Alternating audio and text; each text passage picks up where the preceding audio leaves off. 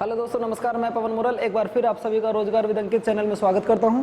दोस्तों, जैसा कि हमारा इतिहास के लगातार 2 टेस्ट हो चुके हैं, आज ये हमारा मध्यकालीन भारत के लगभग हमारे 10 क्वेश्चन रह गए थे और इसमें कुछ आधुनिक भारत से रिलेटेड भी हैं। इसके बाद आपकी प्राचीन भारत की जो क्लास चल रही है वो कंटिन्यू चलती रहेंगी। बाकी टॉपिक जो हमारा चल रहा था वो ये था कि मैं आपके लगातार कुछ क्वेश्चन कराता रहा था 2 दिन से। 2 क्लास उसकी हो भी चुकी हैं और बहुत बच्चे ऐसे हैं जो पूरे में से पूरे नंबर लेके आए हैं। मैं किसी का नाम नहीं ले रहा हूँ आज, लेकिन कल की क्लास में ऐसा बताऊंगा कि जो लोग पूरे में से पूरे नंबर लेके आए हैं, जो हमारी फर्स्ट क्लास और सेकंड क्लास थी, उनके दोनों के ही आपको नंबर जिसके सबसे ज़्यादा थे, मैं उनमें से किसी 2 बच्चों के नाम बोलूँगा जिनके भी सबसे ज़्यादा नंबर थे। तो आज ये लगभग हमारे 10 या 11 क्वेश्चन हैं। क्वेश्चन को बहुत अच्छी तरीके से एक्सप्लेन किया जाएगा। बहुत लड़कों के ये कमेंट्स भी थे कि गुरुजी बहुत आसान क्वेश्चन है, इजी क्वेश्चन है, इन्हें तो बड़ी आसानी से कर लेते। तो ऐसा कुछ नहीं है, इतने आसान क्वेश्चन भी नहीं थे। ये ज़्यादातर वो क्वेश्चन हैं जो पिछले साल दिल्ली पुलिस, या मतलब जब भी पेपर हुआ था 2-3 साल पहले दिल्ली पुलिस का पेपर हुआ था दिसंबर में, तब के आए हुए एग्जाम है या यूपी पुलिस से आए हुए रिलेटेड क्वेश्चन है। ऐसा कोई इसमें पिटिशन नहीं था जो आपके एग्जाम में आया हुआ ना हो। तो इसलिए आपसे उम्मीद करता हूं कि आप आज भी ईमानदारी से और सच्चाई से अपना स्कोर बताएंगे कि गुरुजी आज हमारा स्कोर ये रहा। मैं कल कुछ बच्चों के पक्का नाम लूँगा और उम्मीद करता हूं कल की वीडियो में उनके नाम बताऊंगा कि कौन बच्चा मेरी क्लास में फुल नंबर लेके आया था। ज़्यादातर कमेंट्स जो मैंने पढ़े उसमें चाहे वो बॉयज़ हों चाहे गर्ल्स हों, ज़्यादातर किसी का 1 नंबर गलत था, किसी का 2 नंबर गलत था। लेकिन मैंने 5 बच्चे चूज़ किए थे फर्स्ट क्लास वीडियो में, जहाँ मेरी हिस्ट्री टेस्ट हुआ था। उसमें 5 बच्चों के नाम थे जो लगभग 20 क्वेश्चनों में से जिन्होंने 20 के 20 सोल्व किए थे। तो आज ये हमारी तीसरी क्लास है और तीसरी क्लास का क्वेश्चन नंबर फर्स्ट है कि भैया चंदावर का युद्ध कब लड़ा गया। और आपके सामने ऑप्शन दिए हैं 1090, 1195, 1191, 1194। आपको बहुत अच्छी तरीके से ये युद्ध मैंने पढ़ाया था। एक बार इस युद्ध को रिवाइज करा देता हूँ मैं आपको, आखिर इस युद्ध की कहानी क्या घटी थी। पीछे पहुंचो थोड़ा सा, मोहम्मद गोरी पाइए। और मैंने आपको एक युद्ध कराया होगा 1178 में गुजरात। इसके बाद मैंने 1151 में कराए होंगे और इसके बाद 1192 बताया था आपको। और इसके बाद मैंने जो आपको कराया था वो 1194 में कराया था।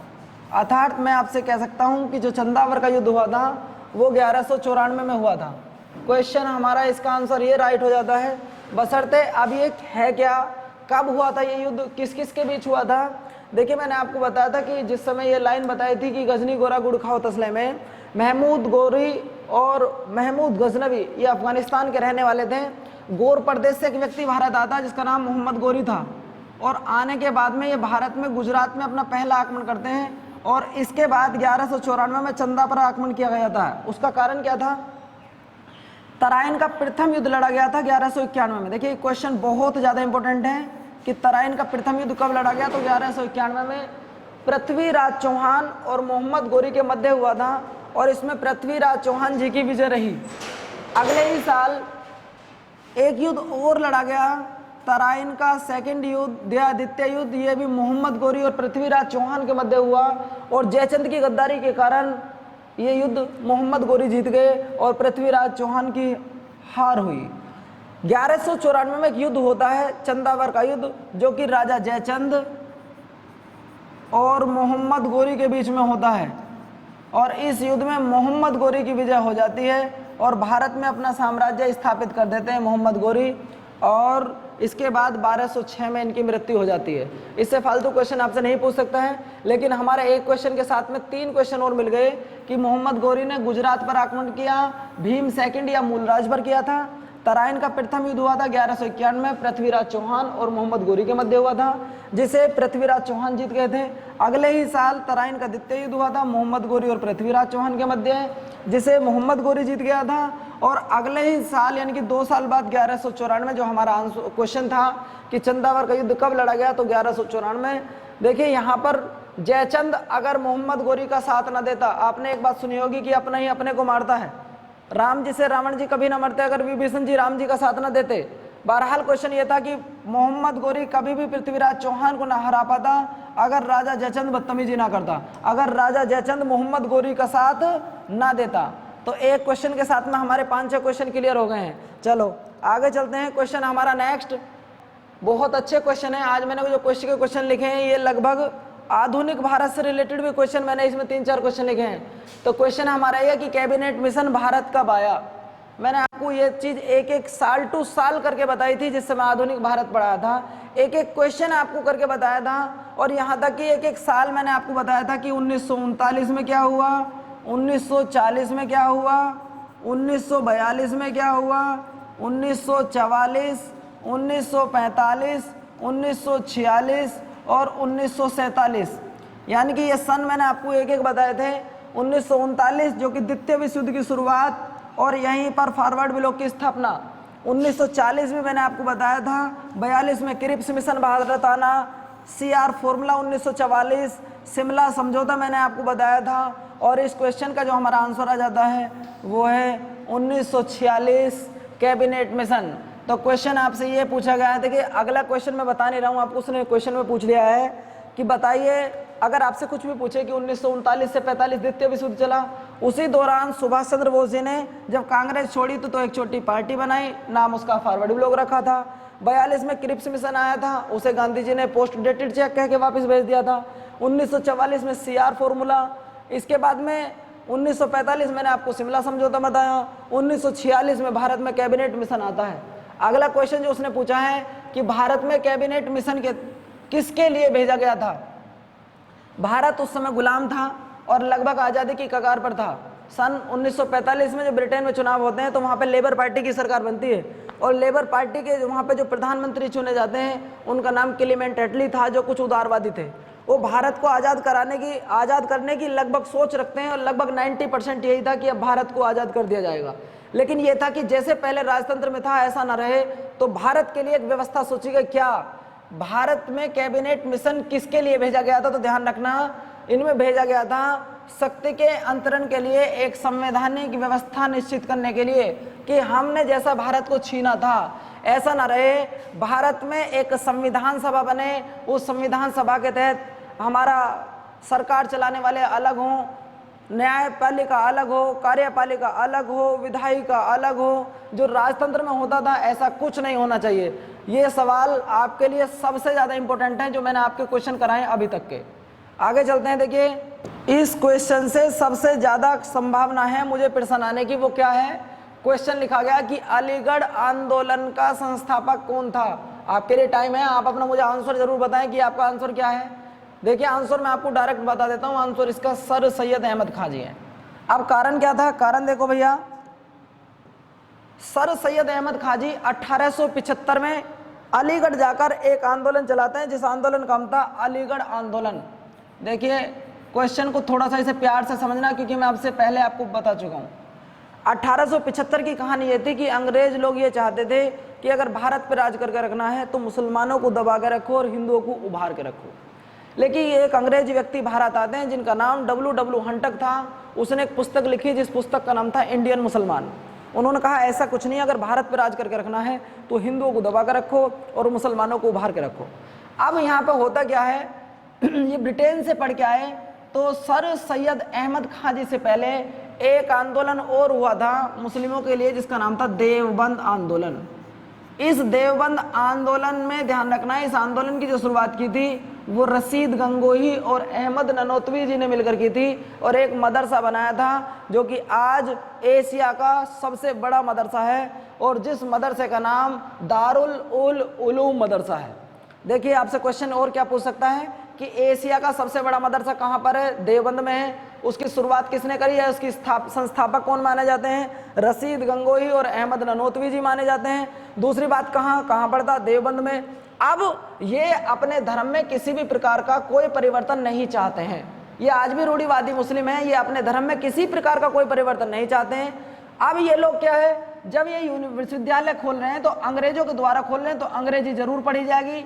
अब जब अंग्रेजी पढ़ी जाएगी तो ये लोग इनका विरोध करेंगे। तो ध्यान रखना, अंग्रेजी को एक वर्ड दिया जाता है पश्चिमी शिक्षा। अब होता क्या, आपसे क्वेश्चन यही पूछेगा कि बताइए पश्चिमी शिक्षा का विरोध देवबंद आंदोलन ने किसके खिलाफ किया था? तो सर सैयद अहमद खां के खिलाफ किया था, क्योंकि सर सैयद अहमद खां ने ही अलीगढ़ मुस्लिम विश्वविद्यालय की संस्थापक इन्हें माना जाता है। लेकिन उस समय ये मदरसा था, ना कि विश्वविद्यालय। 1920 आते आते ये एक विश्वविद्यालय बन गया जो कि आज एक हिंदुस्तान में केंद्रीय विश्वविद्यालय के नाम से जाना जाता है। अगला क्वेश्चन हमारे सामने, क्वेश्चन क्या है? क्वेश्चन देखो, क्वेश्चन है हमारे सामने भैया, राजा राम मोहन राय ने किसके विरुद्ध एक ऐतिहासिक आंदोलन किया था? बहुत बहुत ज्यादा इंपॉर्टेंट है। देखिए क्वेश्चन हमारे सामने वर्ड लिखे हैं ऑप्शन में, जाति प्रथा, सती प्रथा, समाज में महिलाओं की अपमानजनक स्थिति के लिए, व्यर्थ के धार्मिक अनुष्ठानों का पालन करने के लिए। दरअसल में क्या था, मैंने आपको एक चीज बताई थी, ये गांव के देहात ये रूप समझ लीजिए। आप बता रहा हूँ कि रोता वही है जिसका अपना मरता है, बाकी तो दुनिया ताली बजाती है और 5 मिनट के लिए दिखावा कर आ जाती है। हकीकत और सच्चाई यही है, जाने का दुख और हो जो होता है वो उसी को होता है जिसके परिवार से कोई आदमी जाता है। कारण क्या था, राजा राम मोहन राय जी को राजा की उपाधि मैंने आपको कल बताया होगा पहली क्लास में कि अकबर द्वितीय ने दी थी। इनका नाम राजा राम मोहन राय नहीं था, तो राजा की उपाधि अकबर द्वितीय ने दी। कारण क्या रहा, इनके भाई एक्सपायर हो जाते हैं। जब भाई एक्सपायर हो जाते हैं तो उस समय जो भारत के गवर्नर थे उनका नाम था लॉर्ड विलियम बेंटिंग।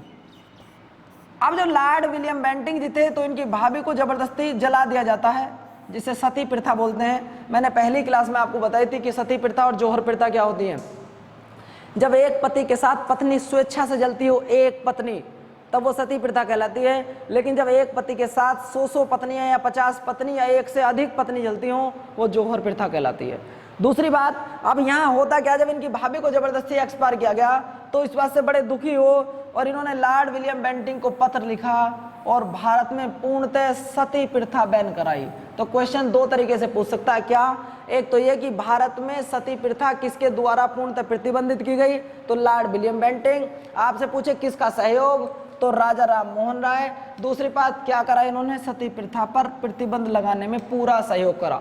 उम्मीद करता हूं कि क्वेश्चन ये इंपॉर्टेंट है और यहां से आने की संभावना मुझे तो भैया पक्की लग रही है। क्वेश्चन ये यूपीएसआई से रिलेटेड है, क्योंकि एक क्वेश्चन में ही आपके सामने इन्होंने क्या करा है, 4 ऑप्शन दे दिए हैं और वो 4 ऑप्शन जिसे बोलते हैं मिलान से संबंधित हैं। देखिए आप मिलान पकड़ सकते हो कब, जब आपको पूरी हर तरीके की नॉलेज हो। इस एक क्वेश्चन में आपके सामने 4 क्वेश्चन लिखे हैं। क्या? जैसे कि वो कह रहा है कि सूची फर्स्ट का सूची सेकंड के साथ मिलान कीजिए। अगर मुझे आर्य समाज के बारे में पता है, सत्य शोधक समाज के बारे में पता है, भारत सेवक समाज के बारे में पता है और एशियाटिक सोसाइटी ऑफ बंगाल के बारे में पता है, तो मैं इनका मिलान कर पाऊंगा, वरना इनका मिलान मैं कभी नहीं कर पाऊंगा। तो उस यूपीएसआई का जब भी कभी एग्जाम होता है तो वो सिंगल क्वेश्चन नहीं पूछते हैं, वो इसी तरीके क्वेश्चन पूछते हैं। और मैं उम्मीद करता हूं कि यूपीएसआई के लिए क्वेश्चन इंपॉर्टेंट हो सकता है, क्योंकि इसमें एक ही क्वेश्चन में आपके सामने 4 क्वेश्चन है। वो कैसे? उसने पूछा कि आर्य समाज को मिलान कीजिए सूची सेकंड से। अब भैया ये चीज मैंने आपको बताई थी कि आर्य समाज की स्थापना 1875 में हुई थी, खूब अच्छी तरीके से आपको बताई थी, और दयानंद सरस्वती जी ने की थी। इसका मतलब पहले का आंसर चौथा है, ये बात भी बिल्कुल क्लियर हो गई। इसका आंसर ये हमारा यहाँ पे पहुंच जाता, बिल्कुल क्लियर। अब जब हम दूसरे पे पूछे, हो सकता है कुछ बच्चे को एशियाटिक सोसाइटी ऑफ बंगाल ना पता हो, तो भैया बिल्कुल नीचे आ जाओ। ये दोनों मैंने अभी करंट में ही कराए थे, कल की क्लास में कराए थे। भारत सेवक समाज और सत्य शोधक समाज, यानी कि सत्य शोधक समाज अगर आपसे पूछेगा तो ये ज्योतिबा फूले का पूछेगा। ये चीज मैं आपको करा चुका हूं, कल परसों ही क्लास में बताई थी आपको मैंने। भारत सेवक समाज ये हमारा बन जाता भैया इधर और बचते हमारे ये, तो इनका आंसर आ जाता विलियम जी। इस तरीके से अगर आपका मिलान है तो आपके आंसर ठीक है, वरना आपके सारे आंसर गलत हैं। ये चीज जो मैंने आपको बताई थी, देखो इनके बारे में 2-3 बल्कि परसों की क्लास में बताया था कि सर्वेंटेज सोसाइटी ऑफ इंडिया, भारत सेवक समाज की स्थापना, ये गरम दल के व्यक्ति नहीं थे, नरम दल के थे।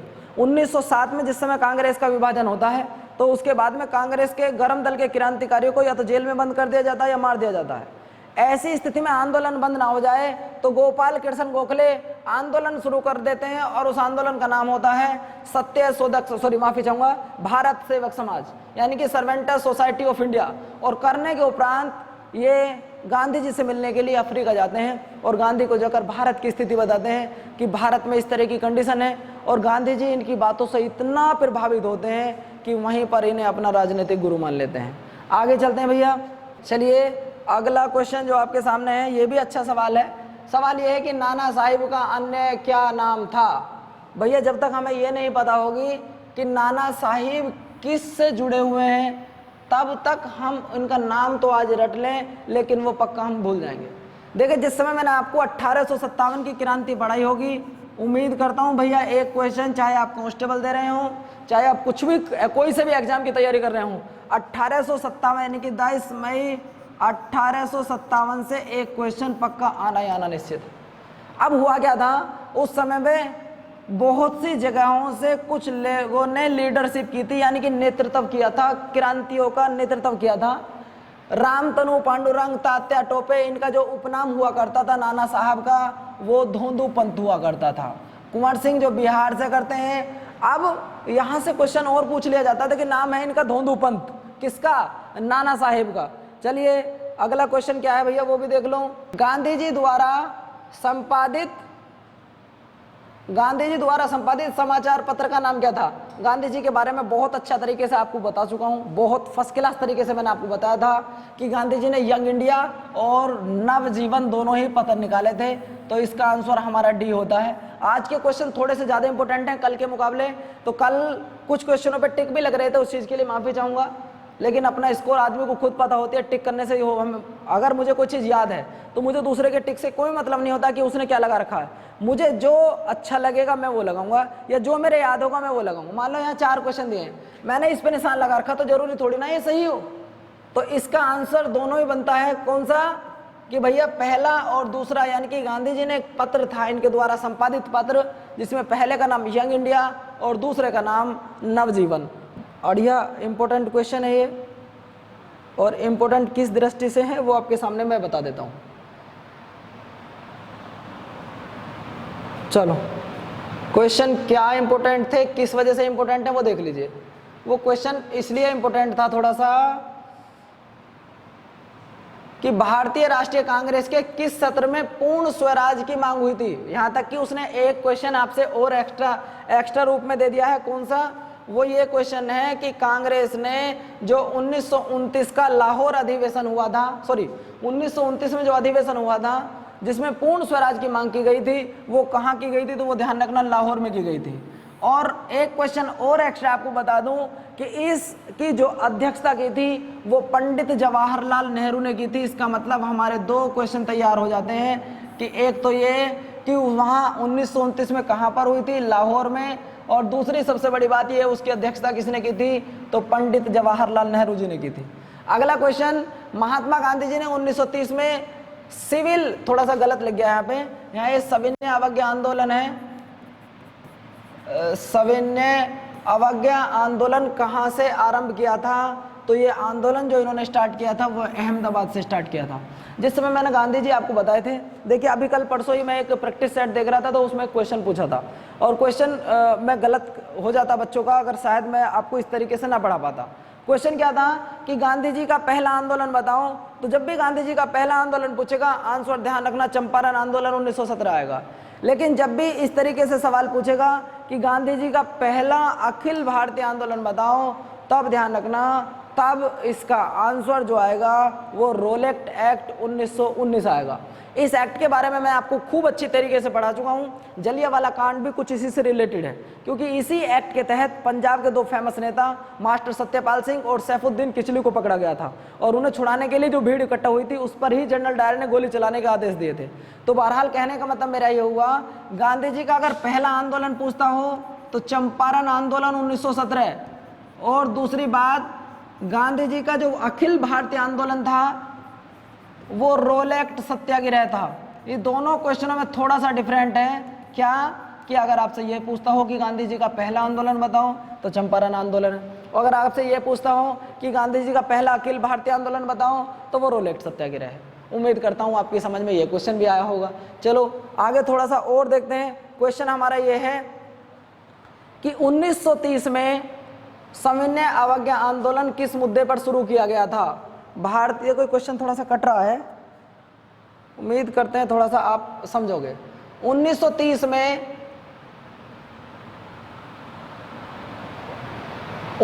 में सविनय आंदोलन किस मुद्दे पर शुरू किया गया था? तो उसमें ऑप्शन दिए 4। अब जो बता रहे हैं कि क्वेश्चन आसान है तो इसका आंसर दें। पहला, भारतीयों के लिए रोजगार में समान अवसर किया जाए। दूसरा ऑप्शन बता रहे हैं भगत सिंह को फांसी देने के संबंध में था।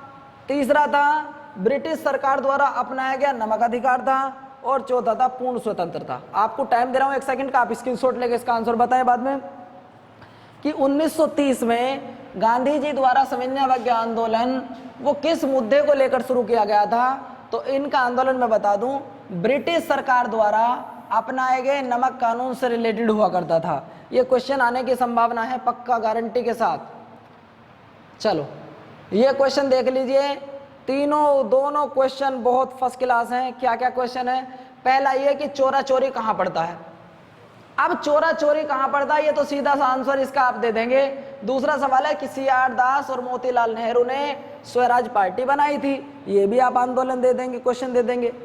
अब दरअसल में होता क्या है मैं आपको बता दूं। गांधी जी अपना आंदोलन चलाते हैं 1919 में भी, 1920 में एक आंदोलन चलाते हैं, खिलाफत आंदोलन। मोहम्मद अली और शौकत अली उनमें साथ देते हैं, और गांधी जी भी अपना आंदोलन उस समय दूसरा चला देते हैं जिसका नाम था असहयोग आंदोलन। उसी आंदोलन में होता क्या है कि 5 फरवरी उकसाई भीड़ ने 5 फरवरी 1922 को पुलिस चौकी पे होता क्या है, 21 सिपाही प्लस एक दरोगा को आग लगाकर मार देते हैं। गांधी जी इस आंदोलन से बड़े दुखी होते हैं और अपना जो आंदोलन चल रहा था उस आंदोलन को वापस ले लेते हैं। तो ये जो घटना घटती है ये चोरा चोरी के नाम से फेमस होती है, और ये घटना आपकी गोरखपुर में पड़ती है। थोड़ा सा और चलते हैं। CR दास और मोतीलाल नेहरू ने स्वराज पार्टी की स्थापना, 2 क्वेश्चन और बन गए। क्या? एक तो ये कि स्वराज पार्टी की स्थापना कब हुई, तो आंसर निकल के आया कि 1923 में हुई। दूसरी बात ये कि स्वराज पार्टी की स्थापना किसने की, तो चित्तरंजन दास और मोतीलाल नेहरू जी ने की।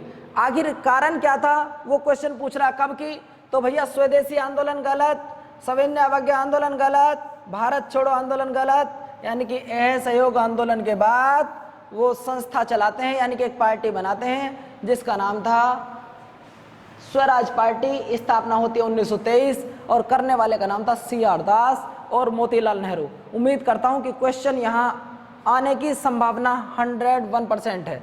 चलो तो ठीक है भैया, आज के मेरे क्वेश्चन चाहे बेशक ये कम थे लेकिन कुछ इंपॉर्टेंट क्वेश्चन थे, पेपर की दृष्टि से इंपॉर्टेंट थे, इसलिए क्वेश्चन आपको 10 या 12 क्वेश्चन कराए गए हैं। लगभग 13 क्वेश्चन हैं। आज आप अपना स्कोर बताएंगे ईमानदारी के साथ कि हमारा इतना स्कोर है। परसों की वीडियो तब भी मेरी होगी, कल परसों क्लास तब भी होगी। मैं किन्हीं भी 4 बच्चों का नाम लूंगा जो सबसे पहले पेपर करेंगे और अपने कमेंट्स में मार्क बताएंगे। ठीक है दोस्तों, थैंक यू, धन्यवाद। हाँ, एक बात और बताना चाहूँगा, जो भी बच्चे UPSI वाले हैं वो बिल्कुल ना घबराएं, उनके लिए IPC और CRPC अगली क्लास में, यानी कि जब भी अगली क्लास होगी, बिल्कुल एक ग्रामीण लैंग्वेज में खुद मैं पढ़ाने आ रहा हूँ। ठीक है दोस्तों, थैंक यू, धन्यवाद।